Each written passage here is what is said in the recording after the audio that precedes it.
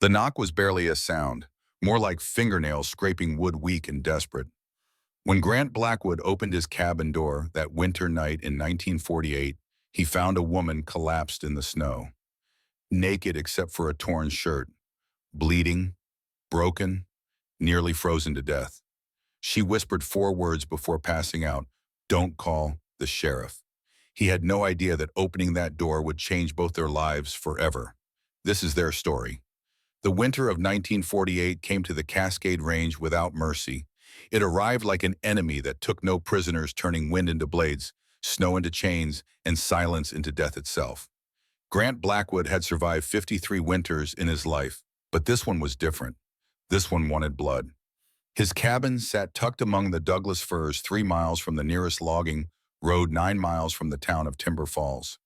No electricity, no telephone. Just a wood stove, salted meat in the cellar, and books he had read so many times the words had become part of his breathing. Tonight he was reading Steinbeck when the knock came. Not the knock of a friend stopping by. Not the knock of a ranger checking on the hermit who lived alone in the mountains. This was the sound of fingernails scraping against wood, weak and desperate, followed by silence so complete it made the fire seem loud. Grant rose slowly, his hand finding the Winchester that leaned against the stone hearth. He crossed the wooden floor in 3 strides and pulled open the door. The world stopped turning. A woman lay collapsed in the snow at his threshold, her body curled inward, like something trying to protect itself from a blow that had already landed. She wore nothing but a torn man's work shirt that barely covered her, the fabric frozen stiff against her skin. Blood had dried in dark streaks across her thighs. Her fingernails were torn and bleeding, leaving fresh red marks on the wooden step where she had clawed her way to his door. Her eyes opened, gray as ash. They fixed on him with an intensity that cut through the cold. "Don't," she whispered, her voice like paper crumbling. "Don't call the sheriff." Then her eyes rolled back and she went limp. Grant stood frozen for 5 seconds. That felt like 5 years. In those seconds, he saw other faces. Sarah, his wife, her mouth open in a scream he had never heard because he had not been there. Emma, his daughter, 5 years old, reaching for him from a place he could never reach back. He had failed them. He would not fail this woman.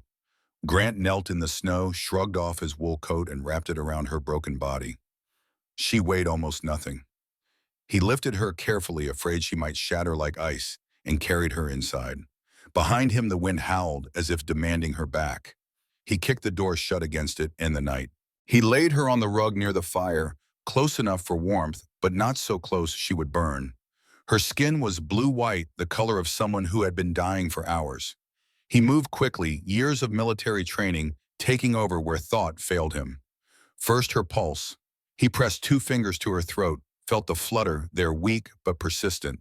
Still alive? Barely. He pulled away the frozen shirt. Her body was a map of violence. Bruises covered her ribs in the unmistakable shape of boot prints. Her left side showed the swelling of broken bones. Deep cuts crossed her back as if someone had used her as a canvas for their rage. The worst injury was her right ankle, swollen to twice its normal size, turned at an angle that made his stomach clench. Grant had seen wounded men in the Pacific. He had pulled friends from burning tanks and carried dying soldiers through jungles thick with blood and screaming. But there was something about this woman, broken and alone in the snow, that struck him harder than any of those memories. He worked methodically. He filled a basin with lukewarm water, not hot because hot water on frozen skin could kill as surely as the cold itself. He cleaned the blood and dirt from her wounds, his hand steady, even though something in his chest was shaking. He wrapped her broken ribs with strips of clean cloth torn from an old sheet. He splinted her ankle using 2 pieces of kindling and more cloth. He covered her cuts with a salve he made from bear fat and pine resin, something an old trapper had taught him decades ago. When the medical work was done, he dressed her in clean clothes. A wool undershirt of his own, soft from years of washing. Cotton trousers cinched tight with rope because his waist was twice the size of hers. Thick socks that came up past her knees. He did all of this without looking at her body any longer than necessary. He had been a soldier, and soldiers learned to see wounds, not flesh. He had been a husband, and husbands learned respect came before desire. Whatever had happened to this woman, whoever had done this to her, Grant would not add to her violations. He carried her to his bed, the only bed in the cabin, and tucked 3 wool blankets around her. Then he dragged the old wooden chair from the table over to the door, sat down with the Winchester across his lap, and waited. The fire crackled. Snow hissed against the windows. The woman's breathing was shallow but steady. Grant did not sleep. He watched the door and listened to the night, and he thought about the words she had whispered. Don't call the sheriff. Someone had done this to her, and that someone might be looking.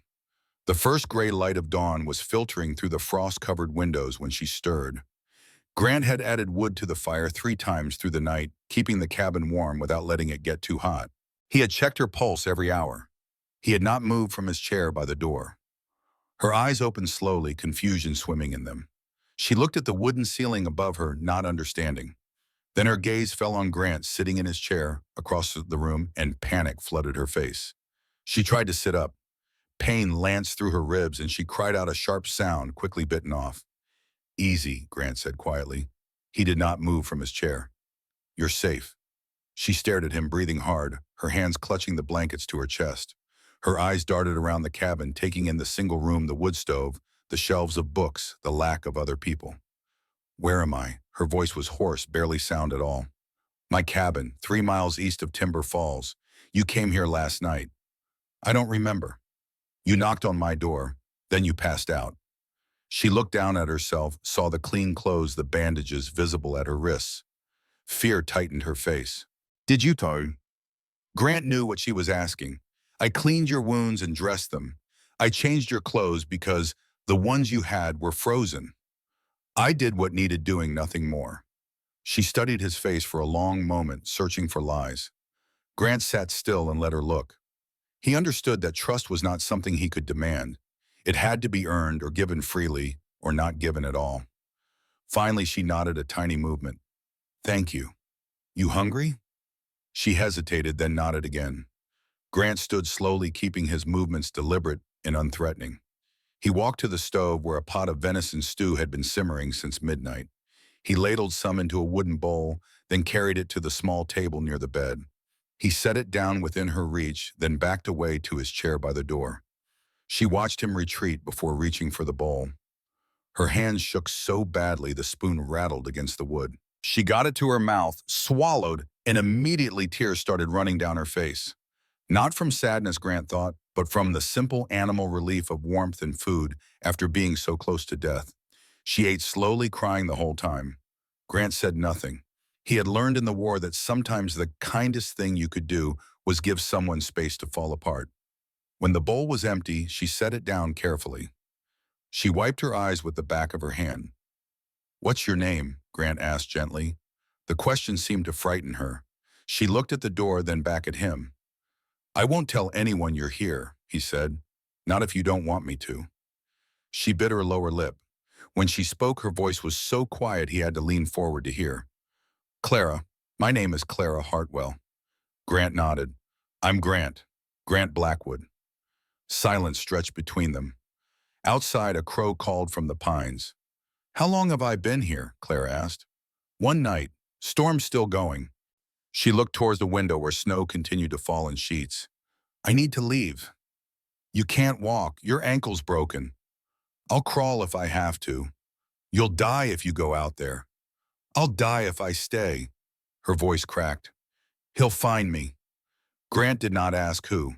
He heard the terror in those 2 words and knew that whoever he was, the man, had done terrible things. Nobody's finding you in this storm, Grant said. And even if they did, they'd have to go through me first. Clara studied him again, her gray eyes searching. Why are you helping me? Grant was quiet for a long time. The fire popped. Snow fell. Finally, he spoke. Because I failed someone else once, and I won't make that mistake again. Clara did not ask what he meant. She just nodded slowly, then lay back against the pillows, exhausted from the brief conversation. Rest, Grant said. You're safe here. I promise you that. He saw her hand move under the blanket to her belly, a protective gesture so instinctive she probably did not realize she was doing it. Grant's eyes narrowed slightly. He had noticed it while treating her wounds, but had not been certain. Now he was. She was pregnant. Clara slept through most of the first day, waking only to use the chamber pot Grant left discreetly behind a curtain he rigged in the corner. Each time she woke, he brought her water broth or bread softened in milk. Each time she accepted it with trembling hands and watched him retreat to his chair by the door. By the second day, she was able to sit up without crying out. Grant made her a crutch from a forked branch he found in his woodpile, and she hobbled to the table for meals instead of eating in bed. She did not talk much, and Grant did not press her. On the third night, she broke the silence. "You said you failed someone." Clara's voice came from the darkness. Grant sat in his chair by the dying fire, whittling a piece of cedar into nothing in particular. He stopped whittling. "My wife and daughter, 5 years ago." Clara waited. Grant set down his knife. The words came slowly pulled from a place he had kept locked for half a decade. "I was out hunting, 2 days gone. There was a crack in the chimney pipe. I meant to fix it, but I kept putting it off. Sarah lit a fire that night because it got cold. Spark got through the crack into the roof thatch." He stared at the fire in front of him, seeing a different fire, one that had taken everything. "By the time I got back, there was nothing left but ash. I found them near the door." Sarah was holding Emma. They almost made it out. Just 3 more steps. The cabin was silent except for the wind. "The sheriff said it wasn't my fault, said it was an accident, but I was supposed to be there. I was supposed to fix that chimney. I was supposed to protect them." Clara's voice was soft when she spoke. "It wasn't your fault. My head knows that. My heart doesn't believe it. Is that why you live alone out here? I rebuilt the cabin exactly the way it was. Same logs, same layout. Like a punishment I give myself every day. Every nail I hammer, I remember what I lost. And I stay here because leaving would feel like forgetting." Clara was quiet for a moment. Then she said something that surprised him. "I understand." Grant looked at her across the dim room. "What do you understand? Living with guilt you don't deserve but can't let go of." She shifted in her birch chair, wincing at the pain in her ribs. "6 months ago, I thought I was in love. His name was Marcus Webb. He owned the sawmill in Portland. Rich, charming. Everyone said I was lucky to have caught his attention." Her voice went flat.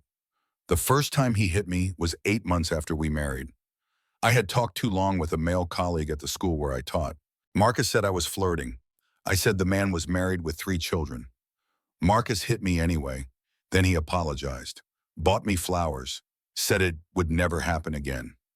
Grant's hands tightened on the arms of his chair. "It happened again 3 days later, then once a week, then every few days.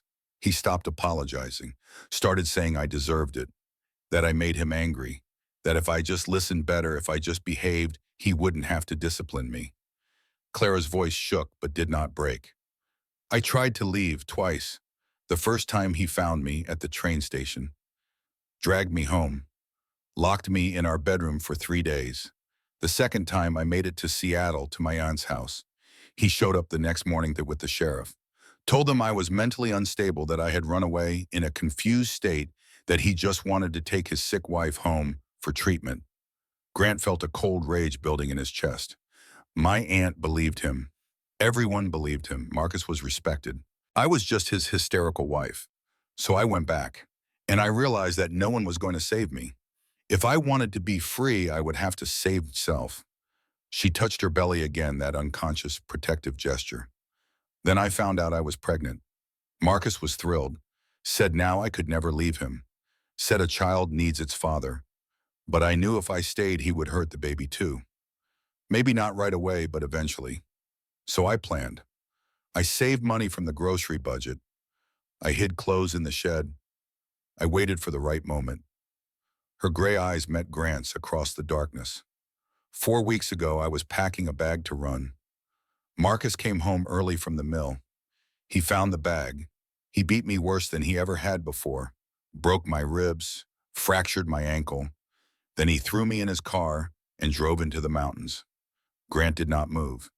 He said if he could not have me, no one could. He said he was going to leave me in the woods to die. That people would think I had run away and gotten lost. That he would play the grieving husband perfectly. Clara's voice dropped to a whisper. We were driving up the logging road when the car hit ice, spun out, crashed into a pine tree. Marcus hit his head on the steering wheel, got knocked out. I was dazed but conscious. I knew it was my only chance. So I opened the door and ran. In what you were wearing when you got here. He had ripped my dress off before putting me in the car, said he wanted me to feel the cold, to suffer. I grabbed his work shirt from the back seat and ran into the trees. I heard him wake up behind me yelling my name. I kept running, fell down a slope, thought he would find me, but when I looked up, I could not see the road anymore. I could not see anything but snow and trees. She looked down at her hands. I crawled for I do not know how long, hours maybe. I thought I was going to die. Then I saw light through the trees, your cabin. I crawled to your door and knocked, and you let me in. Grant sat very still. Did he see which way you went? I don't think so. It was dark and snowing, but Marcus does not give up. He will be looking. And when he finds out you are alive, he will come for you. Clara nodded. He will make it look legal. He will tell the sheriff I am unstable, that I need help. He has money and connections. The law will be on his side. Grant stood up and walked to the window. He looked out at the snow still falling, the forest, dark and deep beyond his small clearing. Then we make sure he does not find you until you are ready. Clara looked at him, confusion and hope warring on her face. Why would you risk that? You could get in trouble for hiding me? Grant turned to face her. I told you, I failed to protect the people I loved once. I will not fail again. You stay here as long as you need, and if Marcus Webb comes looking, he will answer to me. Something shifted in Clara's expression. For the first time since she had arrived, Grant saw something other than fear in her eyes. He saw the faint beginning of trust. Thank you, she whispered. Grant nodded once. Then he returned to his chair by the door, picked up the Winchester, and settled in for another night of watching. Outside, the storm raged on. The next morning, Grant woke to find Clara standing at the window, balanced on her makeshift crutch. She was looking out at the white world beyond the glass with an expression he could not read. Coffee, he offered. She turned startled, then nodded. He poured 2 cups from the pot on the stove, black and strong. He set hers on the table and took his to his chair. They drank in silence for a while. I need to tell you something, Clara said finally. Grant waited. I am pregnant, 3 months. I thought you should know. I know. She looked surprised. How? I was a medic in the Pacific. You learn to recognize the signs. Clara looked down at her coffee. The baby is his, Marcus's. Every time I think about it, I see his face, hear his voice. But it is also mine, my child. And I do not know if I can love it or if I will always resent it. That is a choice only you can make. I do not even know if I want to keep it. Grant set down his cup. Then do not decide today. You have time, and whatever you choose, I will help you. Clara's eyes filled with tears. Why are you being so kind to me? Because kindness is free, and because you deserve it. She cried, then really cried, her shoulders shaking. Grant stayed in his chair and let her. When the tears finally stopped, she wiped her face with her sleeve and looked at him with red-rimmed eyes. I do not know how to thank you. No need for thanks, just get better. That is enough. The days began to blend together. Clara grew stronger. Her ribs healed enough that she could move without gasping. Her ankle remained swollen, but the pain lessened. Grant taught her small tasks to keep her hands busy. How to braid rope from dried grass. How to sort beans and corn for planting in the spring. How to sharpen a knife on a whetstone. They did not talk much, but the silence between them was comfortable. Grant was used to quiet. Clara was learning to find peace in it. On the 8th day, something changed. Grant had gone outside to split firewood, leaving Clara inside by the stove. She was reading one of his books, a battered copy of Steinbeck that had survived the fire because it had been in his hunting pack. That was when she found the journal. It had fallen behind the small shelf where Grant kept his books. Just a leather-bound notebook worn soft with age. Clara picked it up, intending to put it back, but it fell open in her hands. The handwriting inside was feminine, looping, and careful. She knew she should not read it, but her eyes caught a name, Emma, and she could not stop herself. The journal belonged to Sarah, Grant's wife. Clara read entry after entry. Sarah wrote about her life with Grant, about their daughter, about the simple happiness of their days. But earlier entries from before she met Grant told a different story. Sarah had been married before, to a man named David who drank too much and used his fists when the whiskey made him mean. She had run away one night with nothing but the clothes on her back. She had hidden in the mountains terrified and alone until a ranger found her and brought her to town. That ranger had introduced her to Grant. Grant had helped her get a divorce, had testified in court about the bruises he had seen, had made sure David went to jail, and slowly, carefully respecting every boundary she set, he had won her trust, and then her heart. Clara closed the journal with shaking hands. Grant had done this before. He had saved a woman from a violent man. He had given her space to heal. He had not demanded anything in return. He knew exactly what Clara was going through because he had walked this path with someone he loved. The door opened. Grant came in carrying an armload of split logs. He saw Clara holding the journal and went very still. "I'm sorry," Clara said quickly. "It fell and I should not have read it, but I did, and I am sorry." Grant set down the wood carefully. "It is all right. She was like me. Yes. You saved her. I helped her. She saved herself." Clara stood up, balancing on her good leg. "Is that why you are helping me? Because I remind you of her?" Grant was quiet for a long moment. Then he shook his head. "No, I am helping you because it is the right thing to do. Sarah taught me that every person deserves a chance to be safe, to be free. She taught me that love is not about possession. It is about giving someone room to be themselves." He looked at Clara with eyes that had seen too much death. "I could not save Sarah and Emma from the fire, but I can help you. And maybe that is how I make peace with what I lost. By making sure you do not become another person I failed." Clara crossed the room on her crutch. She stopped in front of Grant, close enough to touch, but not touching. She looked up at him, this quiet man who asked for nothing and gave everything. "Thank you," she said, "for seeing me as a person, not a problem, for helping me without expecting anything in return, for being the kind of man I did not know existed." Grant nodded once. His throat was too tight for words. That night, for the first time since she arrived, Clara did not have nightmares. On the 14th day, the radio changed everything. Grant kept an old battery-powered radio on a shelf, mostly for weather reports. He did not turn it on often because batteries were expensive, and he had to hike 9 miles to town to buy new ones. But the storm had finally broken, and he wanted to know if the roads were clearing. He turned the dial to the Portland station just as the evening news was starting. The announcer's voice crackled through the static. In local news, Portland police continue to search for Clara Hartwell, 26 missing, for 2 weeks. Mrs. Hartwell was last seen leaving her home on December 15th. Her husband, prominent businessman Marcus Webb, has offered a substantial reward for information leading to her safe return. Then Marcus's voice came through the speaker, smooth and concerned. "Clara, if you are listening, please come home. I know we had our difficulties, but I love you. We can work through this. The baby needs both of us. Please just let someone know you are safe." Clara had gone white. She sat frozen in her chair, staring at the radio as if it were a snake coiled to strike. Grant turned off the radio. "He is lying," Clara whispered. "He does not want me back because he loves me. He wants me back because I am his property, his possession, and he will never let me go." Grant knelt down beside her chair. "He does not get to decide that. You do." "But you heard him. He is playing the worried husband. Everyone will believe him, and if anyone finds me here, they will make me go back." "Not if we do this right." Clara looked at him. "What do you mean?" Grant stood up and walked to the window. Outside, the world was blinding white under a clear sky.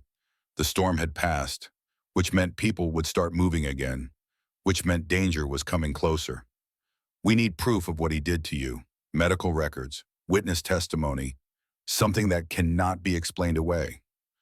"I have bruises. You documented them." "I am not a doctor. Marcus will say I am lying to keep you here for my own reasons.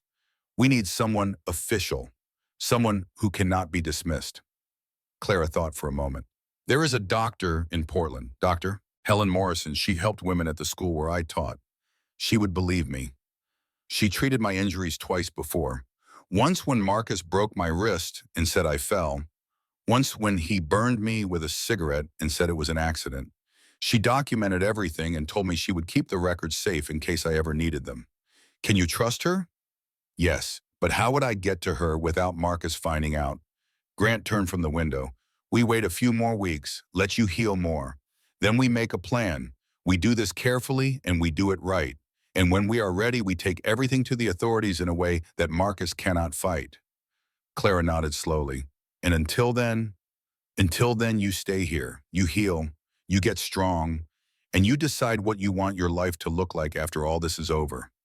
She looked around the small cabin at this man who had given her shelter without asking for anything in return, and she felt something she had not felt in years. Hope. But hope is a fragile thing, and sometimes the things we fear most are already closer than we know.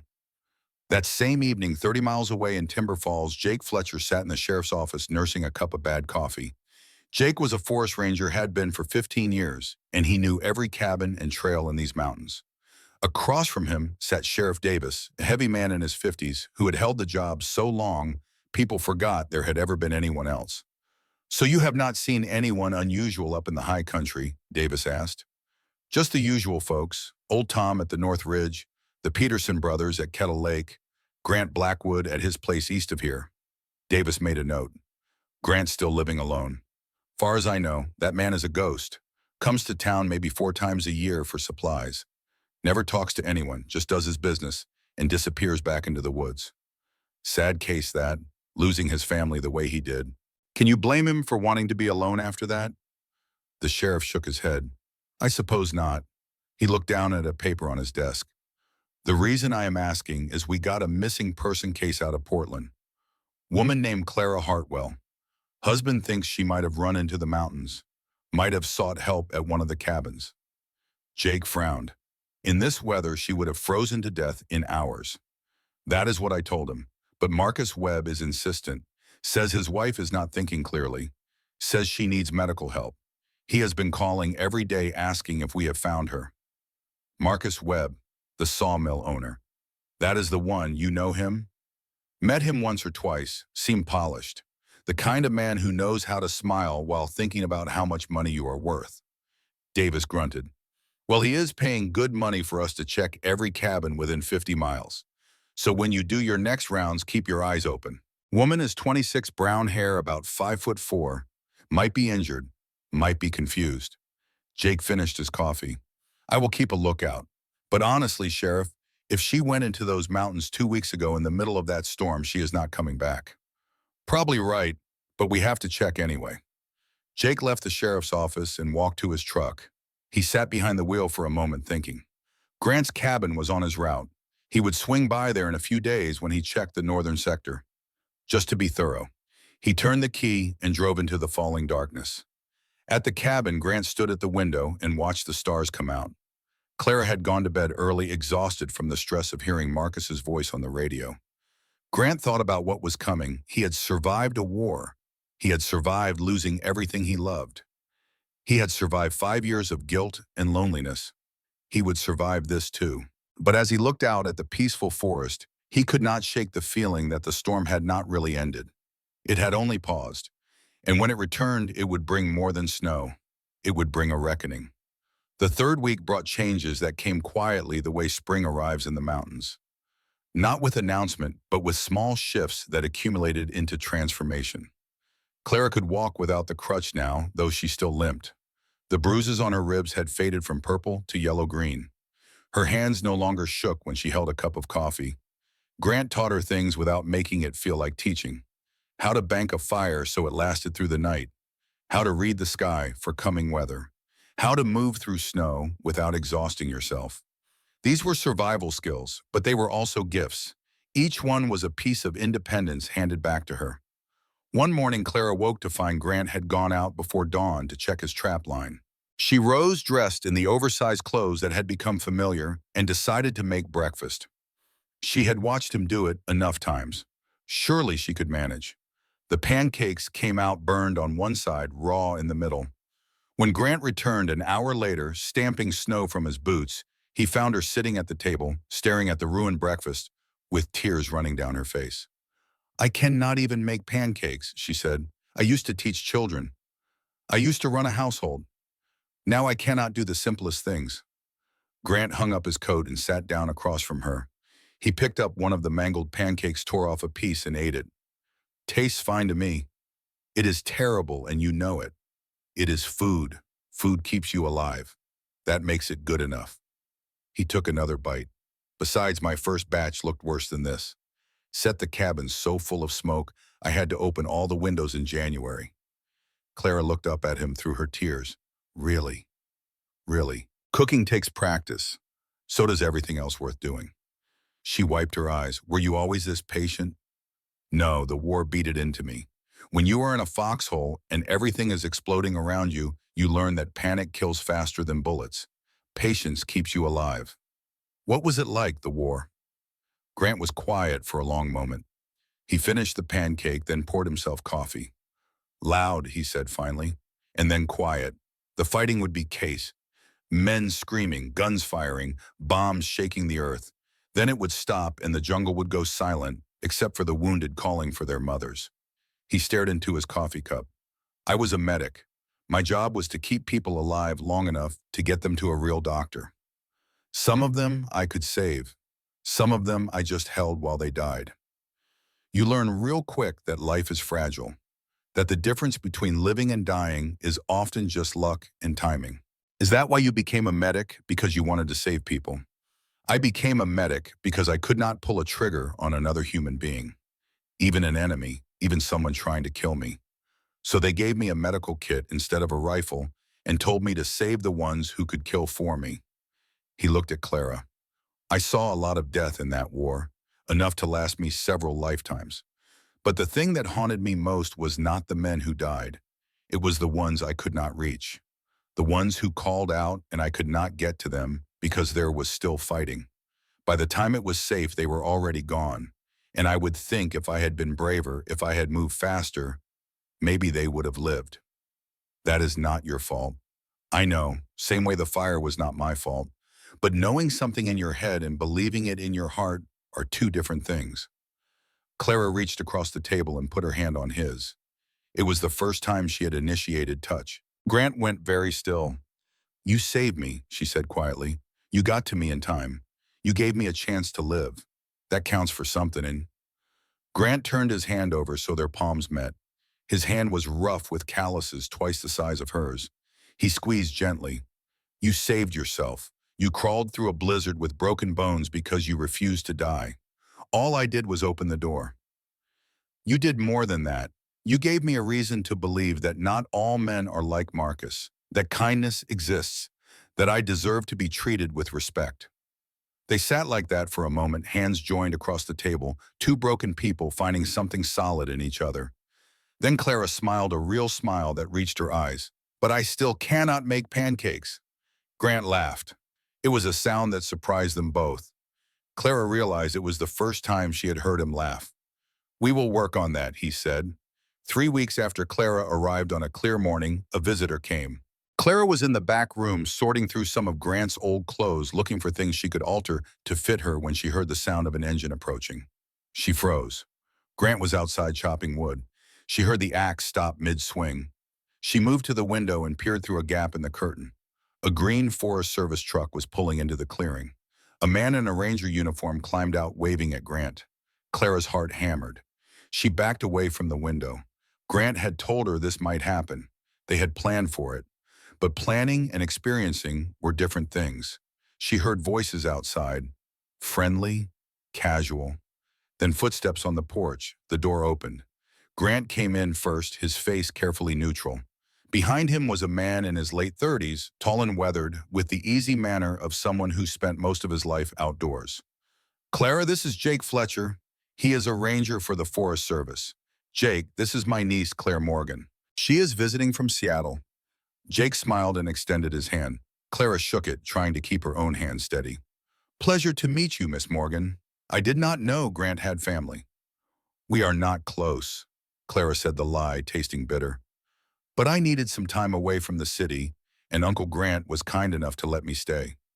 Jake's eyes scanned her face with the practiced attention of someone trained to notice details. Clara knew what he was seeing, the fading bruises on her cheek, the way she held herself slightly hunched, protecting ribs that were still tender, the haunted look in her eyes that no amount of healing could quite erase. Long trip from Seattle in this weather, Jake said conversationally. I came before the big storm hit. Must have been close timing. Very close. Jake looked around the cabin. His gaze lingered on small details. The woman's clothes drying near the stove, the second coffee cup on the table, the makeshift crutch leaning in the corner. How long you planning to stay? I have not decided yet. Well, it is good Grant has some company. Man should not live alone all the time. Jake turned to Grant. I was just doing my rounds. Thought I would check in, make sure the storm did not cause you any trouble. We managed fine. Good, good. Jake pulled a folded paper from his jacket pocket. Actually, there is another reason I stopped by. Sheriff asked me to show this around. Woman went missing from Portland a few weeks back. Name is Clara Hartwell. Her husband is worried sick. Thinks she might have gotten lost in the mountains. He unfolded the paper. It was a missing person flyer with Clara's photograph. The picture had been taken at a school function 6 months ago. In it, she was smiling, her hair longer, her face free of bruises. She looked like a completely different person. Jake held the flyer out. Either of you seen her? Clara forced herself to look at her own photograph without reacting. She shook her head. No, sorry. Grant barely glanced at it. Have not seen anyone. Like I said, we have been snowed in. Jake studied them both for another moment. Then he nodded and folded the flyer back up. Well, if you do see anything, let me know. The husband is offering a reward. Seems like a decent fellow.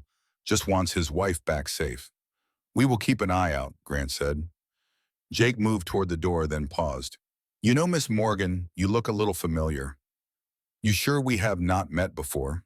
Clara's throat went dry. I have one of those faces. People say that all the time. Must be it. But Jake's expression said he was not entirely convinced. Well, I will let you folks get back to your day. Grant, you need anything from town. We are good. All right then, take care. Jake tipped his hat to Clara. Nice meeting you, Miss Morgan. You too. They watched through the window as Jake climbed into his truck and drove away.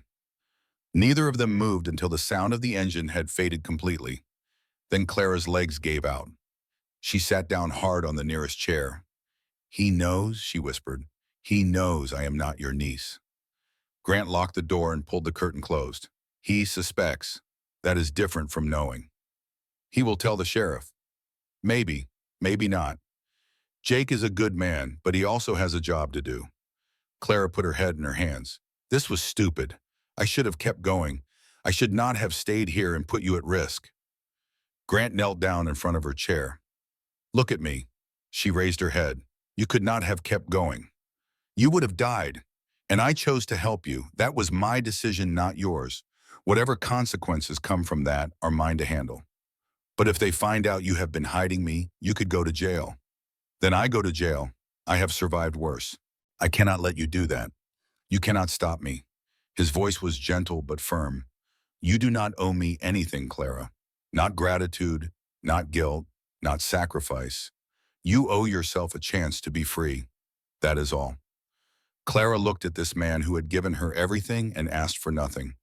How are you, Real? I am not special. I am just trying to do better than I did before. She reached out and touched his face, her fingers tracing the scar on his cheek. You are the best man I have ever known. Grant's eyes closed briefly at her touch. When he opened them, there was something vulnerable in his expression. We should be more careful. Jake will be back, and next time he might bring the sheriff. What do? We move to the next part of the plan. We get you documented help. Real help. The kind Marcus cannot argue against. Clara nodded. Dr. Morrison, in Portland. Can you get a message to her without it being traced back to you? I think so. There is a teacher I worked with, Annie Fletcher. She would help. I could write to her, ask her to contact Dr. Morrison for me. Do it, but we need to be smart about it. We send the letter from a town far enough away that it cannot be connected to here, and we do not mention where you are. Tomorrow, I will hike to Millbrook. It is 20 miles west. No one there knows me. I will mail it from there. Clara wrote the letter that night by lamplight. She kept it short and carefully vague. Annie, I am safe, but I cannot tell you where. I need help. Please contact Dr. Helen Morrison at Portland General. Tell her I need her to document injuries from domestic violence. Tell her I will come to her when it is safe. Please do not tell anyone else. Please do not tell Marcus. I know he is looking for me, but I cannot go back. If I go back, he will kill me. Trust me. I will explain everything when I can. See, she folded the letter and sealed it. Grant took it the next morning before dawn and was gone for 2 days. When he returned, his boots were worn through and his face was gray with exhaustion. It is done, he said. Mailed from Millbrook. No return address. It will get there in a few days. Thank you. Now we wait. Waiting was harder than moving. Days crawled by. Clara grew stronger. Her ankle healed enough that she could walk without limping. The swelling in her belly became visible. She was 4 months along now, past the point where she could pretend it was not real. Grant noticed her hands on her stomach one evening as they sat by the fire. Have you felt it move yet? Yesterday, like a flutter, like butterfly wings. And how did that make you feel? Clara was quiet for a long time, scared and in love, both at the same time. That sounds about right for parenthood. You must have been a wonderful father. I tried. Emma was 5 when she died, old enough to have a personality. She loved collecting rocks. Every walk we took, she would fill her pockets with stones. Said each one was special, that they were treasures. His voice went rough. After the fire, I found her rock collection in the ashes, the only things that survived. I keep them in a box under my bed. Sometimes I take them out and hold them and try to remember her laugh. What was her laugh like? Like bells, like water running over stones, like everything good in the world concentrated into sound. Grant wiped his eyes roughly. I am sorry, I do not usually talk about her. Do not apologize. She deserves to be remembered. They sat in silence for a while. Then Clara said, if this baby is a girl, I want to name her Sarah, after your wife, if that is all right with you. Grant looked at her with eyes that held 5 years of unshed tears. She would have been honored. And if it is a boy, what do you want to name him? Clara thought. Thomas. It was my father's name. He died when I was 7, but I remember he was kind. He used to read to me every night. I want to give this child a name that means kindness, not cruelty. Thomas is a good name. The moment was broken by a sound outside, footsteps crunching in snow. Both of them froze. Grant moved to the window and peered out. His body went rigid. What is it? Clara whispered. 2 men. One of them is Jake. The other is wearing a sheriff's badge. Clara felt her world tilt. They are coming to take me.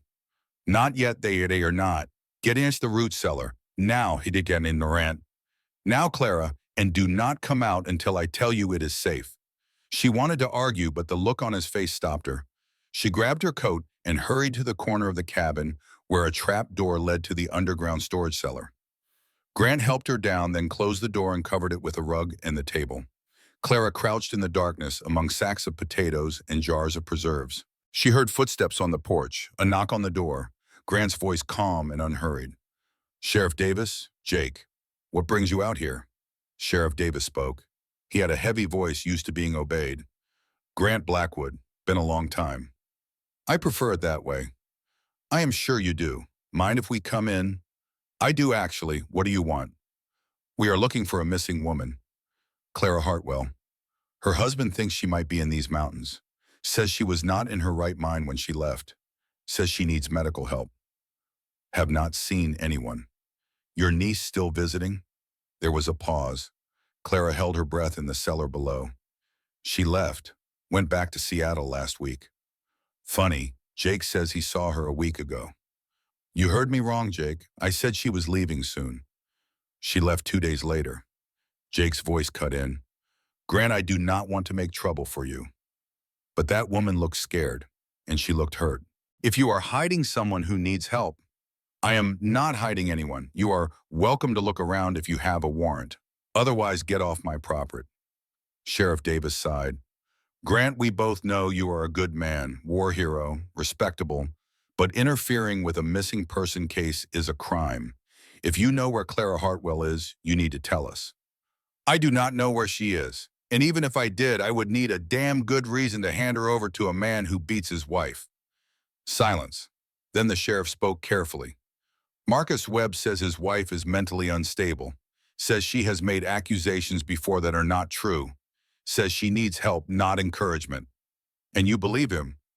I believe a man has a right to find his wife, even if that wife does not want to be found. A marriage is a sacred bond, Grant. You should understand that. I understand that my wife is dead because I failed her. I will not fail another woman by handing her over to a man who will kill her. Are you admitting you know where she is? I am admitting nothing. I am telling you to leave. Clara heard footsteps moving through the cabin above. Doors opening. The sound of things being moved. They were searching. One of them walked right over the trap door. Clara pressed her hand over her mouth to keep from making any sound. After what felt like hours but was probably only minutes, the footsteps retreated. She is not here, Jake said. Grant, if we find out you lied to us, you will what arrest me. Go ahead. I have been in worse prisons than anything you can offer. Sheriff Davis spoke again. We will be watching you, Grant. And if Clara Hartwell turns up, you will be the first person we talk to. You understand me? Perfectly. Good. Let us go, Jake.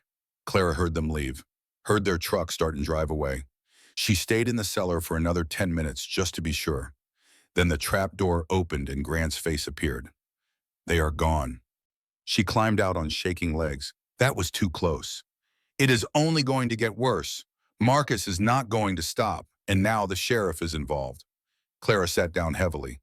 Maybe I should just go, turn myself in, tell them the truth, and you think they will believe you? You heard the sheriff. Marcus has already painted you as crazy. The minute you show up, they will hand you right back to him. Then what do we do? Grant paced the cabin thinking, we need leverage, something that proves what Marcus did, something undeniable. I have scars. Scars heal. Marcus will say you got them falling, or that I gave them to you. We need him to incriminate himself. How? Grant stopped pacing. His eyes were hard. We make him think he has won. We let him find you, and we record what he says when he does. Clara stared at him. You want to use me as bait. I want to give you the evidence you need to put him away for good, but it is dangerous, and you would have to face him. I will not ask you to do that unless you are sure. Clara thought about the life she had been living, running, hiding, always afraid. She thought about the child growing inside her who deserved to grow up without fear. I am sure, she said. Let us do it. But fate had other plans, because that same night, 30 miles away, Marcus Webb sat in a hotel room in Timber Falls and made a decision. He was done waiting for the sheriff to find his wife. He was done playing the concerned husband. He had given Clara enough time to be afraid. Now it was time to remind her who owned her. He pulled out a map of the forest and studied it. There were not that many places a woman could hide in these mountains. He would check them all himself. And when he found Clara, he would bring her home where she belonged, even if he had to drag her there by her hair. Marcus folded the map and checked his gun. Tomorrow he would start searching, and he would not stop until Clara was back under his control. Or dead. One way or the other, this ended soon.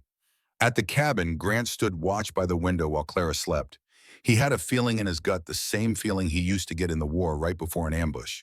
The sense that something bad was coming and there was nothing you could do but prepare.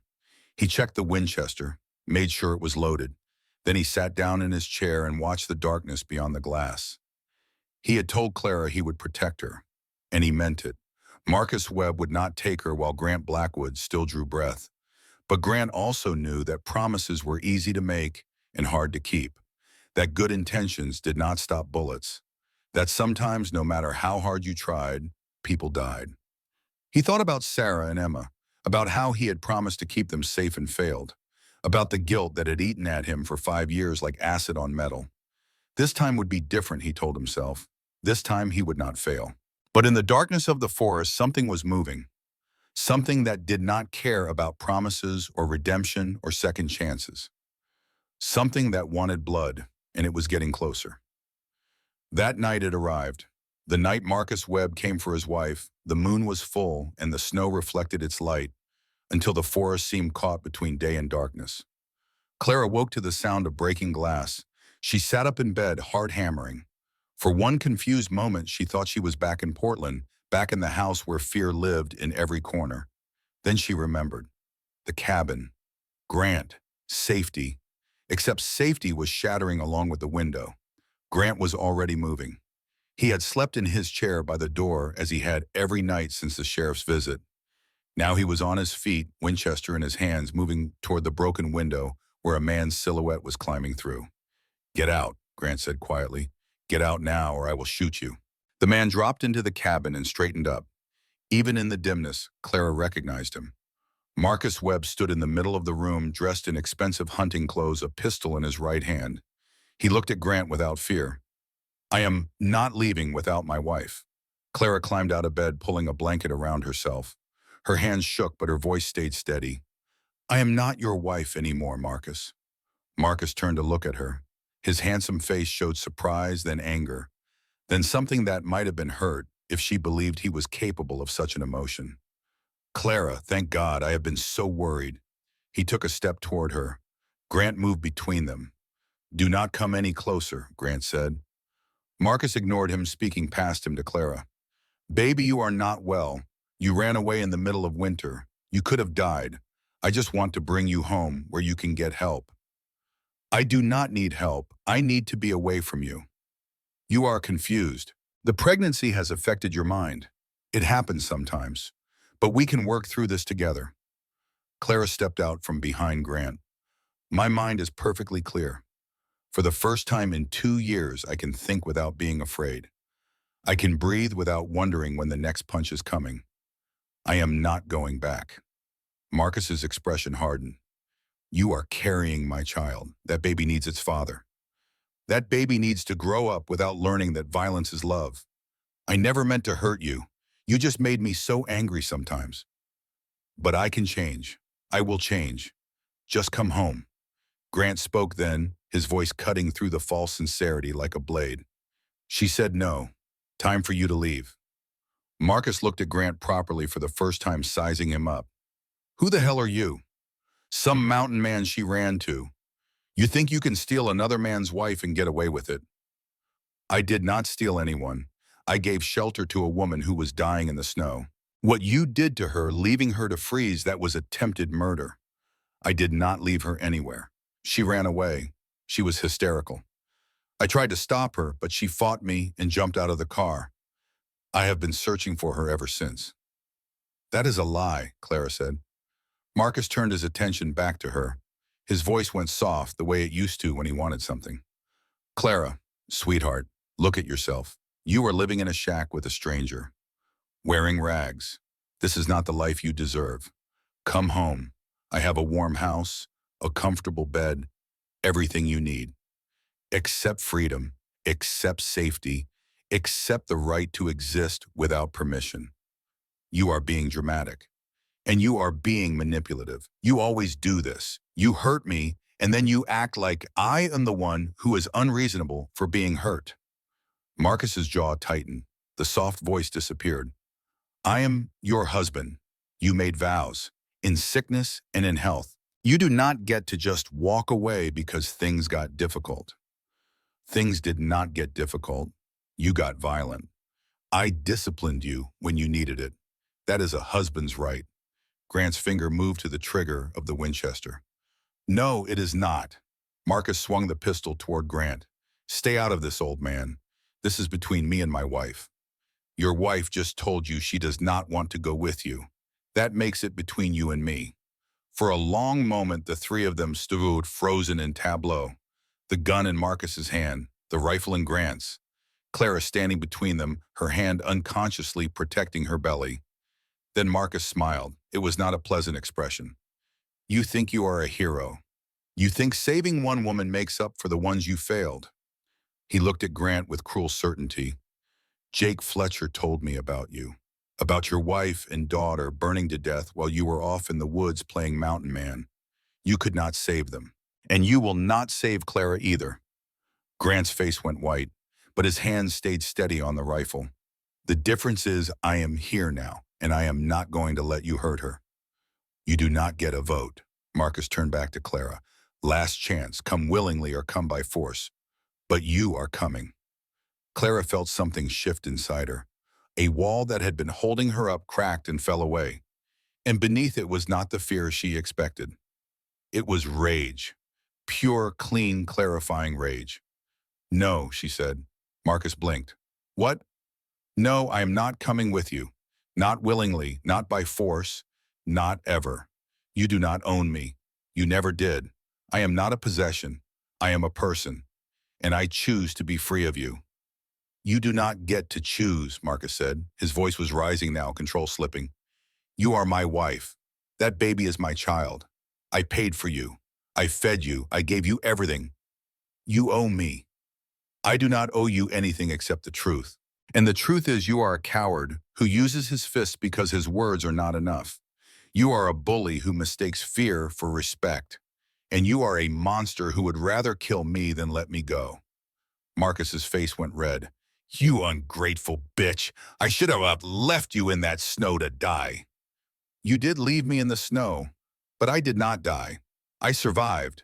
And that is what kills you, is it not? That I am still here, that I found someone who treats me like a human being, that I learned what it feels like to be safe. Marcus raised the pistol and pointed it at Clara. If I cannot have you, no one can. The shot was deafening in the small cabin, but it was not Marcus who fired. Grant's Winchester barked once. The bullet took Marcus in the right shoulder, spinning him around. The pistol fell from his hand and skittered across the floor. Marcus screamed and dropped to his knees, clutching his shoulder. Blood poured between his fingers. Clara did not think. She moved on instinct. She ran to where the pistol had fallen and picked it up. The weight of it was strange in her hand. She had never held a gun before, but she held it now and pointed it at the man who had made her life a nightmare. Marcus looked up at her, his face twisted with pain and shock. You would not dare. Clara's hands shook, but her voice did not. You told me I was weak. You told me I needed you to survive. You were wrong. Clara, do not, Grant said quietly. He is not worth it. I know, Clara said. That is why I am not going to kill him. I am just going to make sure he understands that he has no power over me anymore. She walked closer to Marcus, the gun steady now. She looked down at him kneeling in his own blood and felt nothing but pity for how small he seemed. I'm going to tell you something and I want you to remember it, she said. I am not your wife. I am not your property. I am not your victim. I am Clara Hartwell. I survived your cruelty. I escaped your prison. And I will live my life free of you. Not because someone saved me, but because I saved myself. Marcus spat blood. The law will side with me. I have money, connections. You are nothing. Maybe, but I have something you will never have. I have the truth. The sound of vehicles approaching cut through the night. Multiple engines, doors slamming, voices calling out. Grant moved to the window. Sheriff, and it looks like he brought half the county with him. Jake Fletcher's voice rang out from outside. Grant, we heard a gunshot. Is everyone all right? Grant called back. We are alive. Marcus Webb is wounded. He broke into my cabin and threatened us with a gun. We are coming in. The door burst open. Sheriff Davis entered first, gun drawn, followed by Jake and two deputies Clara did not recognize. They took in the scene quickly. Marcus on the floor bleeding, Clara holding a pistol, Grant with the rifle, the broken window. Someone want to tell me what happened here? The sheriff demanded. Marcus broke in, Grant said calmly. Said he was taking Clara whether she wanted to go or not. Pulled a gun. I shot him in self-defense. Is that true, Miss Hartwell? Jake asked Clara. Clara nodded. He said if he could not have me, he would kill me. He pointed his gun at me. Grant saved my life. Marcus struggled to speak through his pain. She is lying. She is my wife. She ran away. I just wanted to bring her home. These two attacked me. Sheriff Davis looked at Marcus's shoulder, then at Grant's Winchester, then at Clara standing there in an oversized shirt with a belly that clearly showed she was pregnant. Something in his expression shifted. Deputy Carson, get the medical kit and tend to Mr. Webb's wound. Deputy Mills searched the cabin and collect the weapons as evidence. Clara carefully set down the pistol on the table, stepping away from it as if it burned her hands. Sheriff, Marcus gasped, you have to arrest them. They kidnapped my wife. They shot me. From where I am standing, it looks like you broke into a private residence and threatened two people with a firearm. That is felony assault at minimum. I am the victim here. Are you? Sheriff Davis pulled out a folded piece of paper from his coat. Because I got an interesting letter this morning from a Dr. Helen Morrison in Portland. She is a physician who specializes in treating victims of domestic violence. A teacher named Annie Fletcher contacted Dr. Morrison on behalf of a woman in hiding. Dr. Morrison put the pieces together and reached out to us with evidence. And she had some very disturbing things to say about you, Mr. Webb. Marcus went pale. The sheriff continued. Dr. Morrison says she has been treating injuries on women connected to you for the past 3 years. Says she has documentation of broken bones, burns, bruises consistent with repeated beatings. Says one of those women is your wife, Clara. Says she has been collecting evidence in case Clara ever felt safe enough to press charges. He looked at Clara. Is that true, Miss Hartwell? Did Dr. Morrison treat you? Clara's voice shook, but she answered. Yes, multiple times. Marcus told people I was clumsy, that I fell downstairs or walked into doors. But Dr. Morrison knew the truth. She told me she would help me when I was ready. I just was not ready until now. This is insane, Marcus said. My wife is mentally unstable. She has delusions. Ask anyone in Portland. They will tell you. Oh, I did ask, the sheriff said. I called Portland police this afternoon after I got Dr. Morrison's letter. Talked to a detective, Sarah Lynn. She has been investigating you for months, Mr. Webb. Seems 2 other women came forward with similar stories. Women you dated before you married Clara. Both of them reported violence. Both times the cases were dropped after you paid them off. They were liars looking for money. 3 women with the same story. That is not a coincidence, Mr. Webb. That is a pattern. Jake Fletcher stepped forward. Sheriff, I have something to add. When I visited this cabin earlier this week, I saw Miss Hartwell. She had visible bruising on her face and arms. She moved like someone in pain. I suspected something was wrong, but I did not have enough to act on. I wish I had. The sheriff nodded. We will take full statements from everyone. But right now, Marcus Webb, you are under arrest for attempted murder-assault with a deadly weapon and domestic violence. You have the right to remain silent. Marcus lunged to his feet, wild-eyed. No, you cannot do this. I am a respected businessman. Clara is my wife. That baby is mine. The baby is hers, Grant said quietly, and she has made her choice. 2 deputies moved to restrain Marcus. He fought them, screaming threats and curses until they finally got him in handcuffs and dragged him outside to a waiting vehicle. When he was gone, the cabin felt larger. Clara set down the pistol and realized her whole body was shaking. Her legs gave out, and she sat down hard on the floor. Grant was beside her immediately, his arm around her shoulders.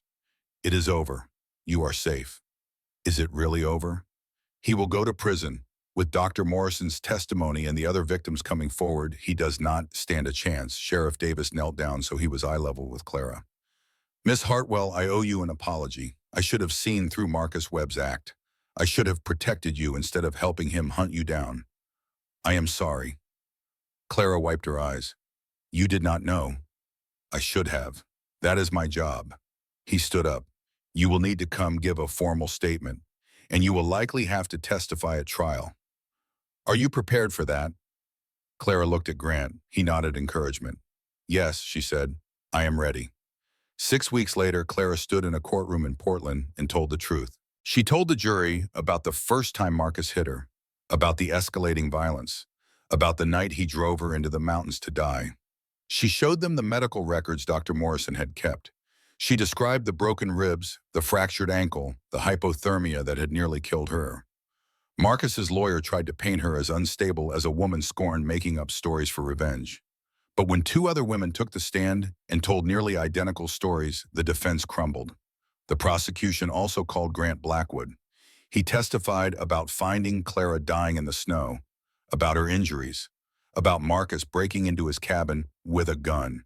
His steady, unshakable calm lent weight to every word. The trial lasted 5 days.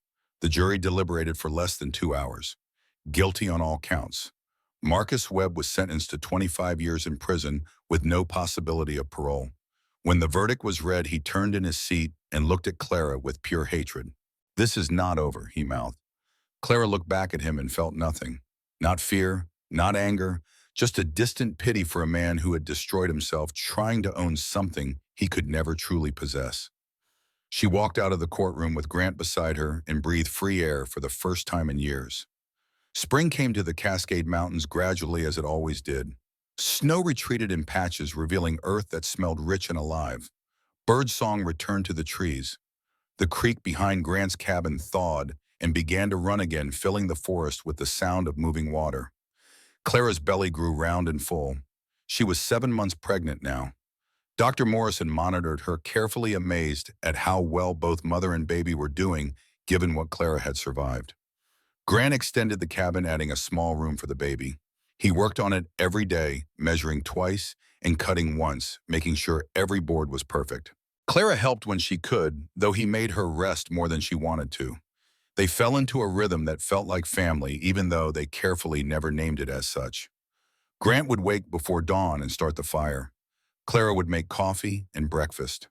They would work together through the day, him on the cabin addition, her on preparing baby clothes from fabric she had ordered from town. In the evenings, they would sit by the fire and read or talk, or simply exist in comfortable silence.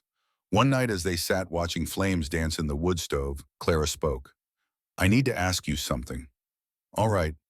When the baby comes, will you stay? Not because you have to, but because you want to." Grant set down his book. "Where else would I go? I just want to make sure I am not trapping you. You saved my life. You do not owe me more than you have already given." "Clara, look at me." She turned to face him. "You did not trap me. You gave me a reason to live again. For 5 years, I've been punishing myself, hiding in these mountains, waiting to die. Then you came and reminded me that life is for the living, that second chances exist, that maybe I can still do some good in this world." He reached out and took her hand. "When this baby comes, I want to be here, not as an obligation, but as family, if you will have me." Clara's eyes filled with tears. "I would be honored." The baby came on a June morning when wildflowers covered the meadow behind the cabin in waves of purple and gold. Clara's water broke at dawn. Grant had read every book about childbirth he could get his hands on, but reading was different from doing. He helped her through the contractions, brought her water, held her hand when the pain became overwhelming. Labor lasted 6 hours, long enough for Grant to remember every moment of Emma's birth, to feel the ghost of Sarah beside him. But this was different. This was a chance to witness life coming into the world instead of watching it leave. At noon, Clara pushed one final time and the baby emerged into Grant's waiting hands. A girl, small but strong, with a full head of dark hair and lungs that announced her displeasure at the cold world. Grant cleaned her gently and wrapped her in a soft blanket, then placed her in Clara's arms. Clara looked down at her daughter and sobbed. Not from pain or fear, but from overwhelming love. "She is perfect," Clara whispered. "She is beautiful, just like her mother." Clara examined the baby's tiny face. "I was so afraid she would look like him, but she does not. She looks like herself, like a brand new person with no connection to his cruelty." "What will you name her?" "Sarah. Sarah Grace Hartwell. Grace because that is what was shown to me when I needed it most." Grant's throat tightened. Sarah would have been proud to have this little one carry her name. They sat together in the quiet cabin, the three of them, and felt the weight of what had been survived and the promise of what was yet to come. The days turned into weeks. Sarah grew and thrived. Clara learned to navigate motherhood with the same determination she had brought to everything else. Grant proved to be surprisingly good with the baby, able to calm her crying with soft songs he remembered from when Emma was small. They never discussed what their relationship was. They were not married. They were not lovers.